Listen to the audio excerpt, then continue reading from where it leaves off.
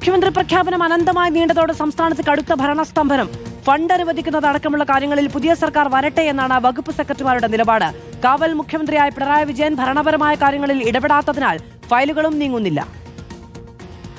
നിയമസഭാ തെരഞ്ഞെടുപ്പ് ഫലം വന്ന് ദിവസങ്ങൾ പിന്നിട്ടിട്ടും പുതിയ സർക്കാർ അധികാരമേൽക്കാത്തതിനെ തുടർന്ന് സംസ്ഥാനത്ത് ഭരണസ്തംഭനം രൂക്ഷമാകുന്നു. മുഖ്യമന്ത്രിയെ തീരുമാനിക്കുന്നതിലെ അനിശ്ചിതത്വം നീളുന്നതോടെ സെക്രട്ടേറിയറ്റിന്റെ പ്രവർത്തനം ഏതാണ്ട് പൂർണ്ണമായും നിലച്ച മട്ടാണ്. കാവൽ മുഖ്യമന്ത്രിയായി തുടരുന്ന പിണറായി വിജയൻ ഭരണകാര്യങ്ങളിൽ ഇടപെടാത്തതും നയപരമായ തീരുമാനങ്ങൾ എടുക്കാൻ ഉദ്യോഗസ്ഥർ മടിക്കുന്നതും ഭരണചക്രത്തിന്റെ വേഗത കുറയ്ക്കുന്നു. സ്ഥലം മാറ്റമല്ലാതെ മറ്റു ഉത്തരവുകളും ഇപ്പോൾ പുറത്തിറങ്ങുന്നില്ല. അത്തൈലുകളിൽ തീരുമാനം തേടുമ്പോൾ പുതിയ സർക്കാർ വരട്ടെ എന്നാണ് വകുപ്പ് സെക്രട്ടറിമാരുടെ മറുപടി.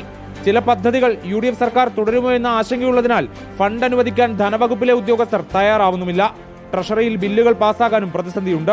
സ്കൂൾ തുറക്കാൻ ദിവസങ്ങൾ മാത്രമുള്ളപ്പോൾ പാഠപുസ്തക വിതരണത്തിലും കാര്യമായ പുരോഗതി ഉണ്ടായിട്ടില്ല. അധ്യാപക പരിശീലനമാകട്ടെ നടക്കുന്നില്ല. സെക്രട്ടറിമാരും ഡയറക്ടർമാരും വഴിയുള്ള ദൈനംദിന പ്രവർത്തനങ്ങൾ മാത്രമാണ് വിവിധ വകുപ്പുകളിൽ നടക്കുന്നത്.